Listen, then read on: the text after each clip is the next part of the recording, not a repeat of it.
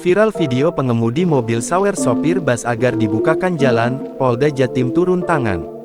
Tengah beredar video pengemudi mobil pickup menyawer sopir bus sumber selamat untuk dibukakan jalan viral di media sosial. Kejadian tersebut diduga terjadi di jalanan wilayah Madiun Ngawi, Jawa Timur. Setelah menerima saweran, sopir bus pun kemudian tancap gas dan mengemudikan bus ugal-ugalan. Hal itu dilakukan untuk membukakan jalan untuk sopir yang memberikan uang saweran senilai Rp50.000 hingga Rp100.000. Tindakan ini sangat berbahaya dan mengancam keselamatan para pengemudi serta pengguna jalan.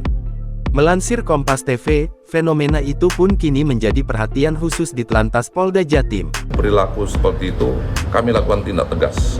Dengan penggelaran kekuatan saat ini seluruh Kasalantas telah kami perintahkan untuk penggelaran patroli dimasifkan ataupun dimaksimalkan untuk mengantisipasi perilaku ataupun fenomena-fenomena yang pastinya ya sekali lagi pastinya ini mengancam keselamatan orang lain. Polisi akan menindak tegas warga yang menyalahi aturan berlalu lintas. Polisi mengintensifkan patroli agar aksi sawer bus ini tidak terulang kembali.